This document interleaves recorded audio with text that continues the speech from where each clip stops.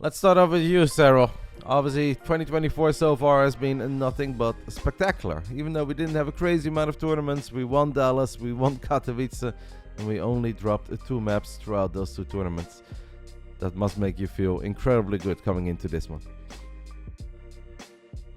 Yeah, it does make me feel pretty good, but it's not been that many tournament games this year, like you said. So at the same time, I don't really think too much about the past, and I think this is always a little bit of a different event, and people put more time and just invest more time in this one. So it's a little bit of a different beast, but at the same time, always pretty confident.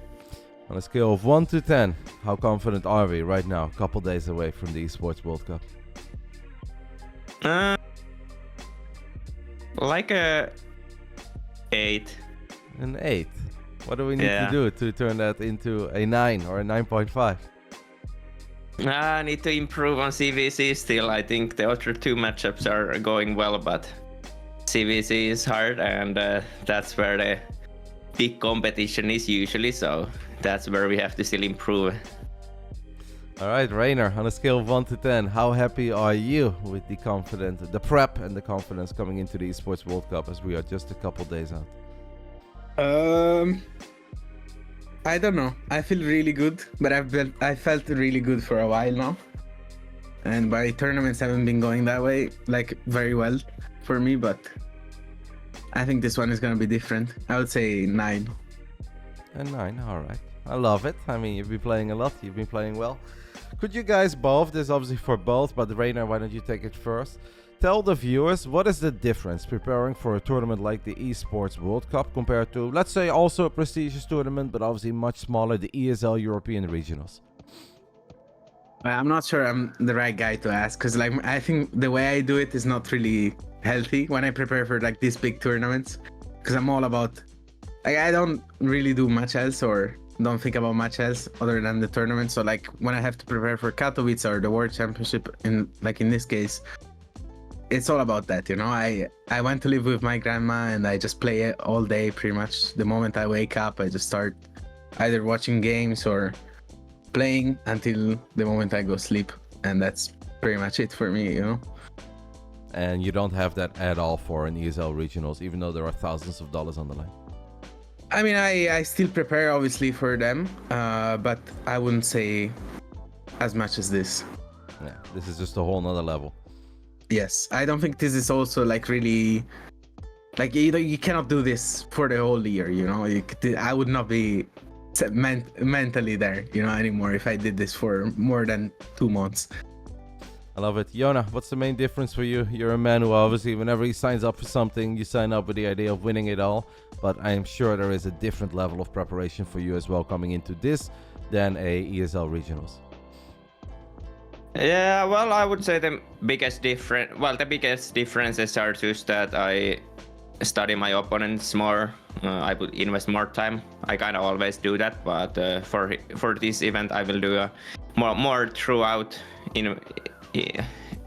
How would I say? Just watch a lot of games and study all the potential opponents. Obviously, in this tournament, I technically only know my first opponent so far, but I'm already pretty well prepared for the next one, since I can make some predictions who am I gonna get later on, and just do more of that, and then just expand the player base I'm playing with.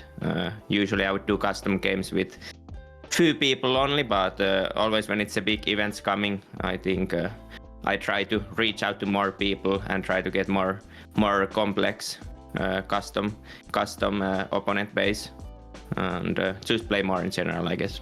I love that. So this one a bit more generic, but all year long you guys know, hey, the grand finals, obviously Katowice is big, there's some other things big, but the grand finals of the StarCraft World Championships are being held in August. When does that feeling start kicking in for you guys, where it's like, okay, we're getting close, now it's really time to get ready to bring my A game? Reynor, when do you start having that feeling like we're getting there? It's usually like, I would say around 2 months prior to the event. 2 months, I think, is the solid time. 1.5, especially. Like the last month is always like, damn, you start counting out the days, you know. And then what I do is usually I like especially what I did for this event, I was like kind of dividing my practice in between weeks, and like what I was aiming for mostly. And like at first, I just played to get like mechanics on top and like get my hands kind of as fast as possible. And then I just started more thinking about the practice and like going more throughout the strategies and stuff.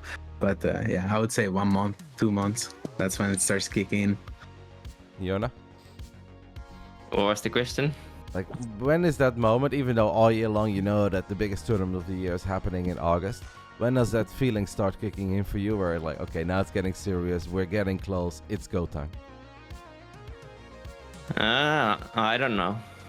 It usually gets serious when that's just when I fly. When I get on the plane, that's when it gets all serious. But for now, it's just a calm and collected practice. All right, I love it. Reynor, on a scale of 1 to 10, how happy are we with this map pool? 1 being the lowest, 10 being the highest, of course. Well, I don't really like the map pool, but I've been quite vocal about it. I don't like complaining too much, especially this close to a tournament. I would say 4. A 4? Okay. Yeah. 1 to 10, Yona, how do we like this current map pool? It's one of the worst ones for sure. I would give it like a 5 as well.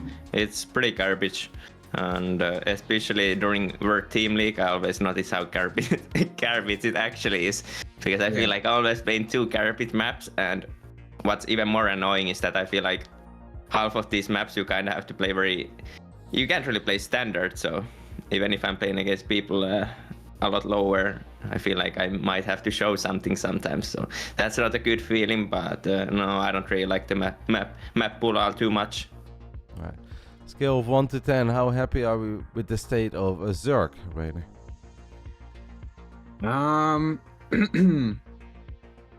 I would say around the 5 to 6 maybe. 6 being, the 6 is not bad, but I would push it if I said 6. I think 5. I'm not too sad about it, but I always feel like you kind of have to outplay the opponents a lot. But I think it's due to the map pool as well.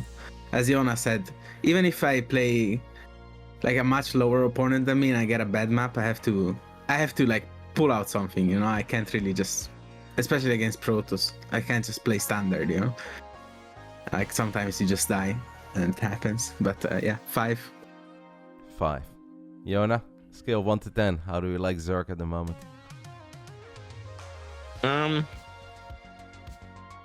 I would say like a 7.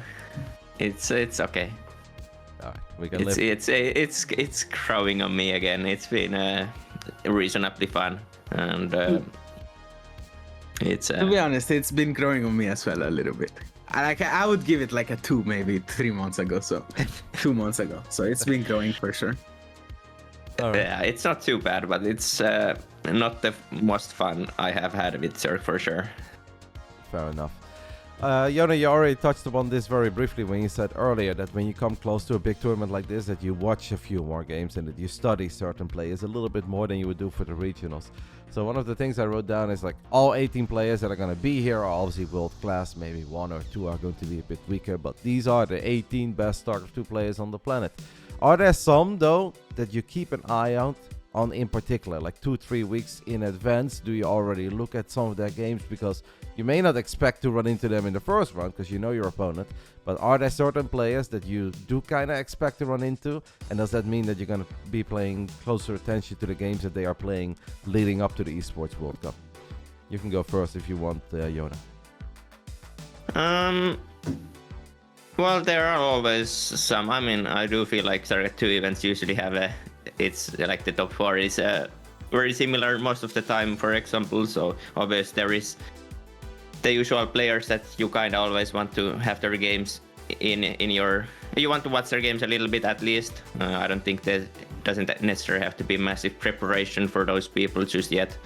You can do that usually when the tournament's going on, since you will have the 1 day or 1 evening at least do more specific preparations. But yeah, always watching a lot of games, and expected opponents. Just kind of want to have some sort of picture what they could be doing.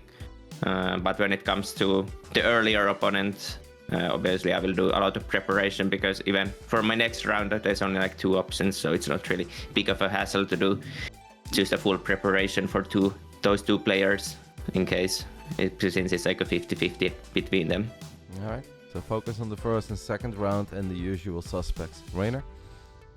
Yeah, I'm kind of the same. I've been mostly studying my first and likely second opponent and the other guy as well, and just watching a lot of games as well. I've been just pumping out StarCraft games and watching them.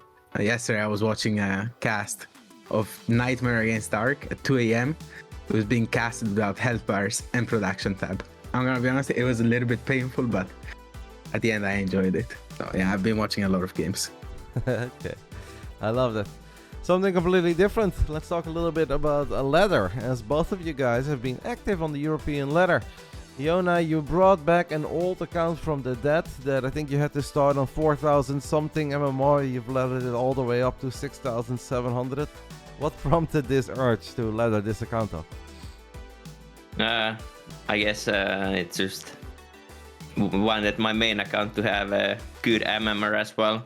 I could have also just played one game every once in a while, so it wasn't an accident that it went MMR got zeroed, but I think because the MMR was so high on that account, I was a little bit scared to play on it, and getting a full restart was a nice refreshment.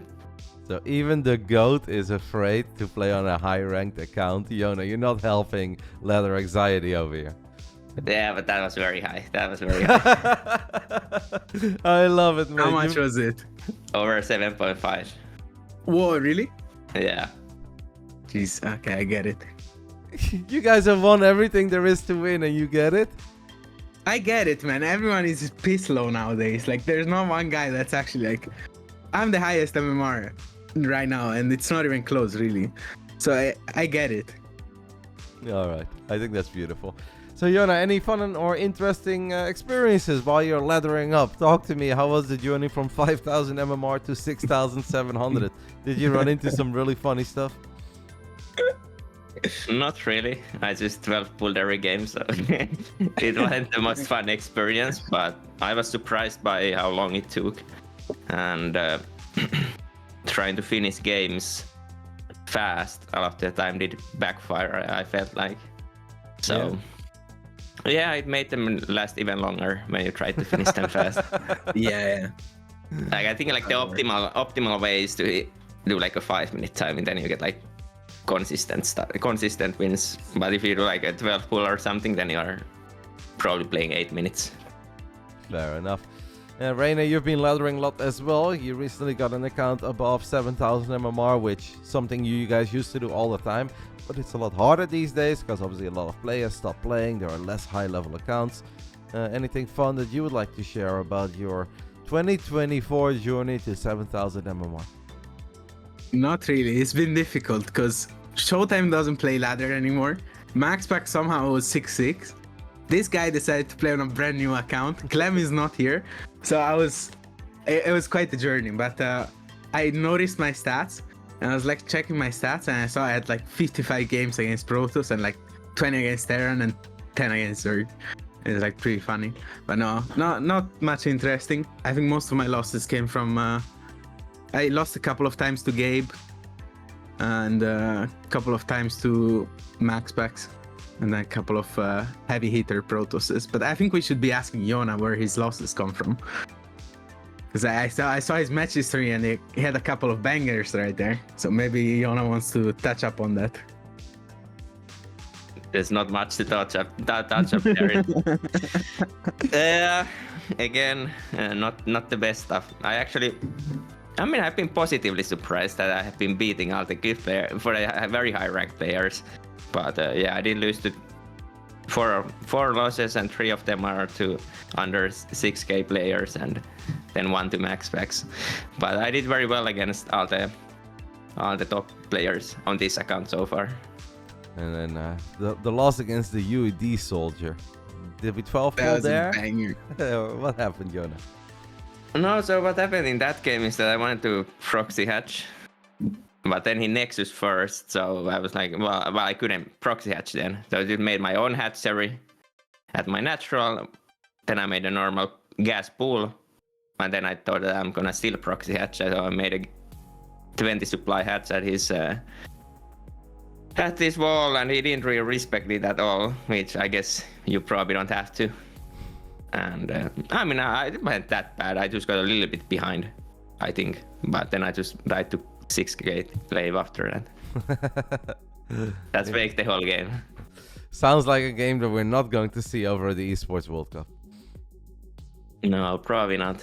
Okay. I mean, you guys have already been talking a little bit about your prep, but if there's anything else that you'd like to share, I wrote down the following question. How do you guys balance spending your time? Because obviously 24 hours a day StarCraft is not possible. You don't want to be playing 20 hours a day either. You guys have both been active on the ladder. So how do you balance your day? When do you go for custom games? How much time do you spend on prep? How much time do you spend on just watching for fun and maybe learning something? And how much time do you spend on something specific, custom games against a certain style? Reynor. Well, I would say I was laddering quite a bit at first, but nowadays the ladder is like omega dead. I don't know what's going on. I think it might be because of Stormgate. But yesterday I played a game at 7 p.m. and I got Bruno. Bruno is a Protoss player that played unranked at 4.5k MMR. That was 7 p.m. So yeah, I think ladder nowadays is pretty dead. So I've been aiming for customs mostly. But I feel like a lot of players are not playing at all. Like even the couple of the EWC players are letting me down a little bit because I've been spamming everyone for customs, but I barely get responses. So yeah, I've been trying to play a lot of customs lately. I've reserved to play against the AI a couple of times as well to test the builds because I can't find any Terrans at the moment. They all dodge me, but I'm sure I'll find a couple. And I would say like between 2 p.m. to 8 p.m. I just take a couple of breaks of like 20 minutes, but then I just try to play ladder towards the evening and then customs earlier in the day if possible. And then at night I usually watch games or play with the Americans, mostly Foxer.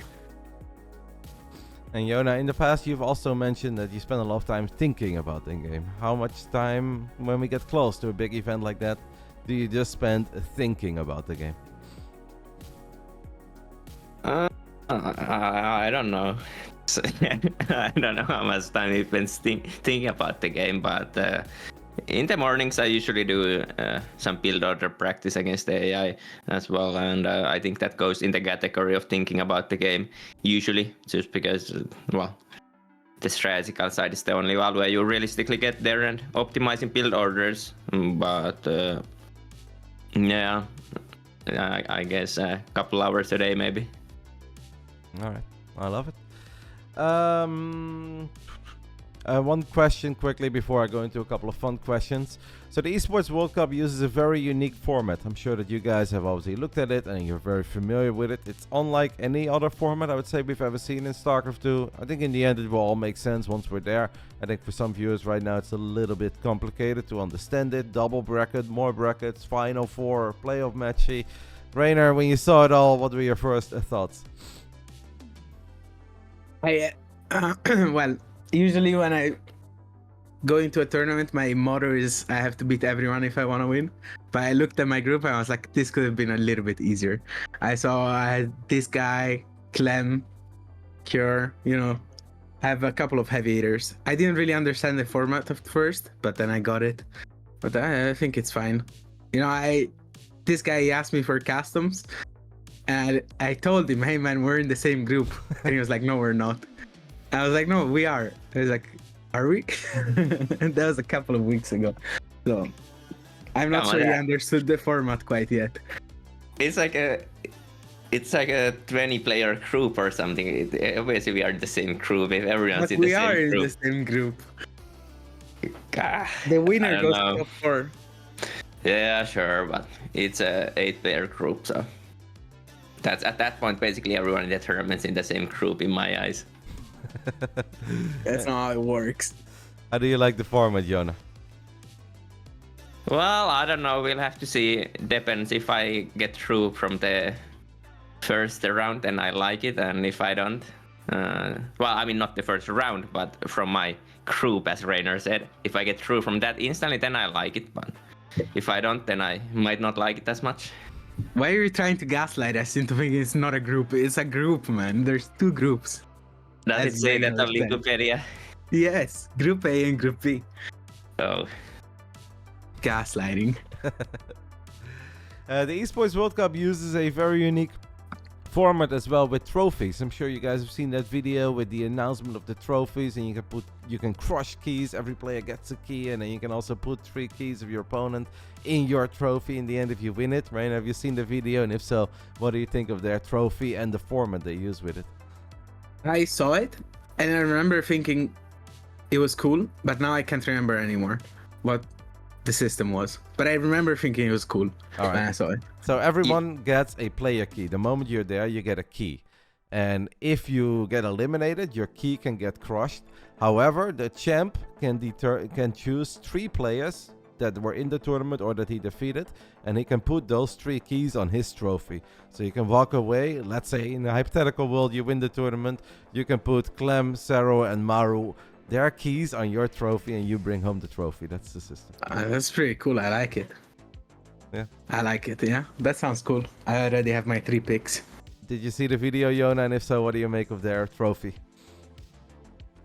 I think it's cool. It's a little bit different, but obviously, even if I was to win and I had 3 pieces of some, well, 3 keys of some other people, it doesn't feel like it doesn't feel that crazy, but it's different and cool idea at least. But I'm not mind blown or anything by it. All right. Did you guys watch anything else of the Esports World Cup, or is it just StarCraft that you guys are currently interested in and not following any of the other games? Reynor? I haven't been following anything. I've just been focusing on StarCraft lately. Yona? No, well, I did watch the opening ceremony, but that's about it. Besides that, not really much. Sometimes Twitch does suggest some EWC streams, so I might open it, but not really watching anything now. All right. Then I've got 1 or 2 more silly questions. All right, this one is a question just for you, Yona. So Reynor has been very active in the ESL weeklies over the last 3 weeks, and he managed to win 3 in a row. Did you watch any of his games? And if so, what do you think of his performance? Of course he did. Come on, man. He's studying them. He has the notebook out every time I play a game. I jump into the lobby. He's like, yeah, let's write that down. From the start to finish. Yeah, very impressive stuff, I'll have to admit. I wasn't expecting that from the old man, but The old man.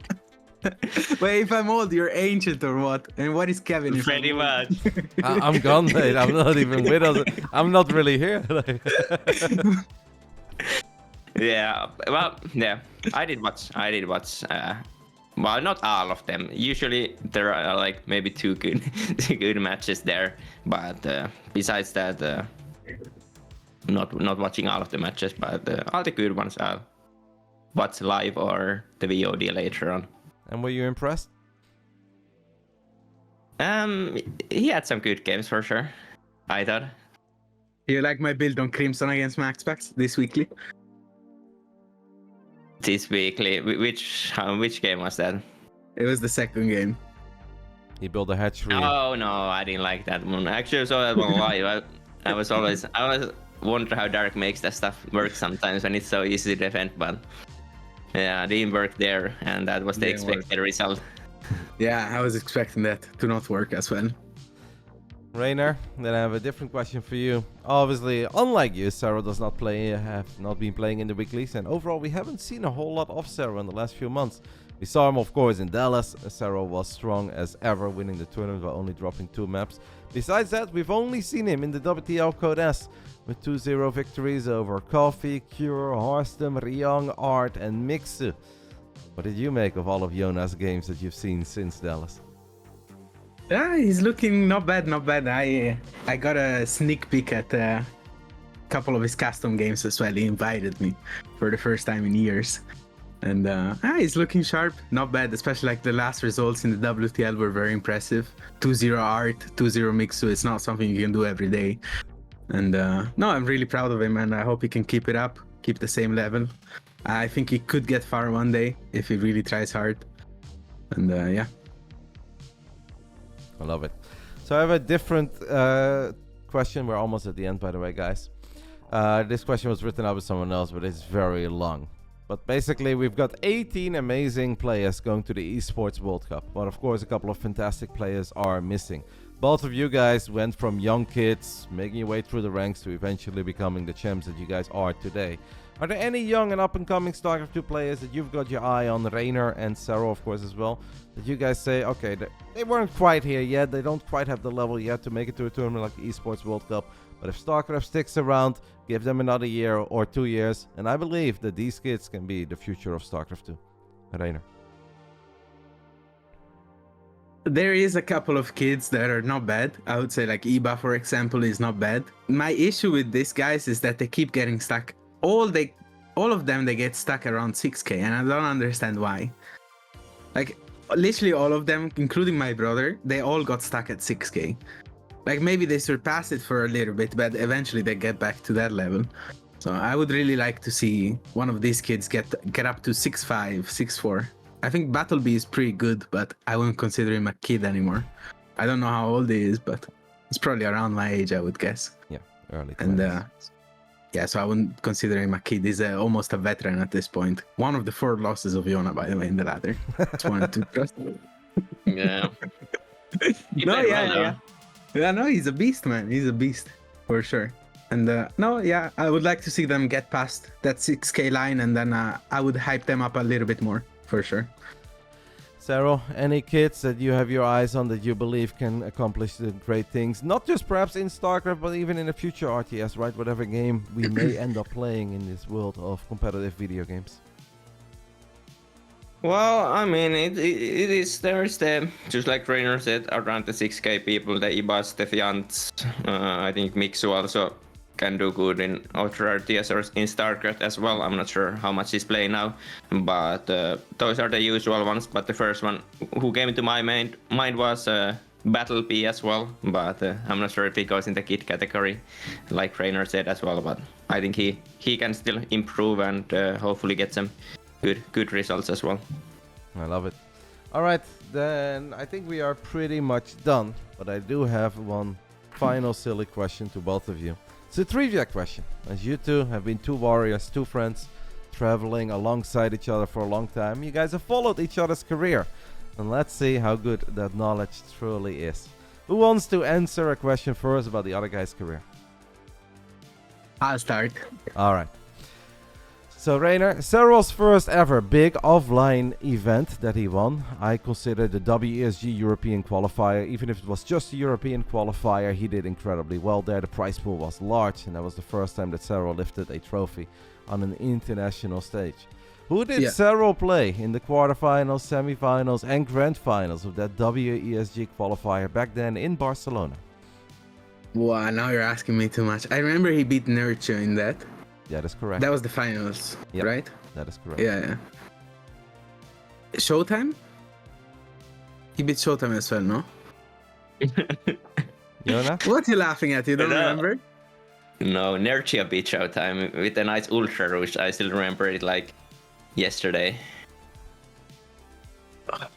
I don't remember that. No, I don't. Because that tournament was quite depressing for me because I ended up losing to Rail Verdi. And I was very upset about that tournament. I got farmed by U-Thermal as well. Yona had a very convincing ZVZ victory as well, I believe, in the semifinals over E-Laser. Is that correct, Yona? Yeah, I don't remember. Okay. Was it against E-Laser? No, yeah, it was. Yeah. And because then I'm thinking here because I was thinking to answer that question as well. I was initially thinking that did I play B-Stick in that event, but that's not possible. So it was U-Thermal first, then it was E-Laser and then Nerchio. Yeah, the U-Thermal one was a banger, 3-2. He pushed you to the limit. Yeah, I remember he was making a little bit. You remember anything of those games, Reynor? Serral versus Euthermal? No, I don't. But I remember my banger against Mark on Neon Violet Square. I think that was the map. With With borrowed the- roaches. Yeah, with the borrowed roaches, where I was pretty dead, and then I almost made it back with the borrowed roaches, but I ended up winning anyways. All right. Yeah, that was quite a banger actually. Well, Was he not bad. making there as well? Yeah, he was making unbelievable. You remember these Dirty grand parents. finals? That's not too bad, Reynor. That's not too bad. Yeah. And Showtime indeed had a good run in that tournament as well, even if Serral did not run into him. All right, Serral, then I've got a fun question for you about something from a long time ago. Obviously, you remember the day and age that Reynor turned 16 and he made his appearance on the ESL Pro Tour, whatever we're going to call it. Back then, the DreamHack Masters. He was finally eligible to play. You guys ran into each other back then in the Valencia tournament in the quarterfinals. Reynor did not lose a single map. 16-year-old Reynor did not lose a single map until he played you in the quarterfinals. And then, of course, you guys ran into each other again in Montreal in an amazing ZVZ Grand Finals. What team was Reynor representing back then? What? What team? Where was he? What was that team called?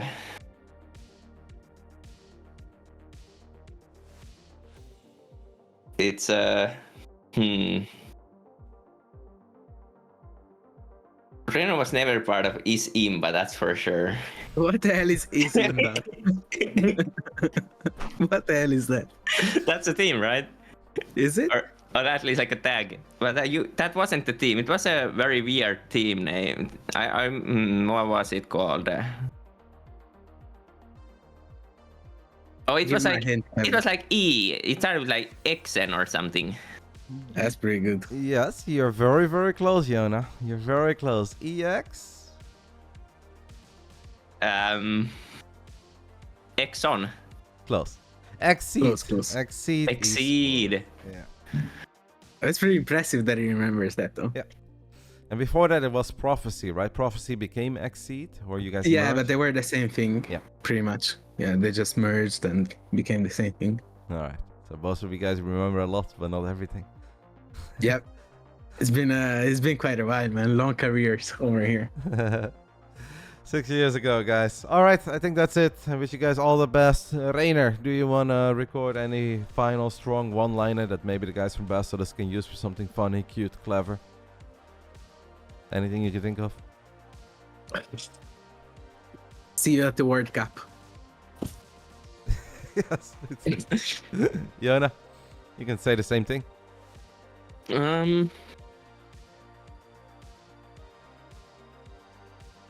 See you at the World Cup. There you have it. I It's love it. exactly same thing. I was thinking about it first, but I can't come up with anything smart, so it is unfortunate.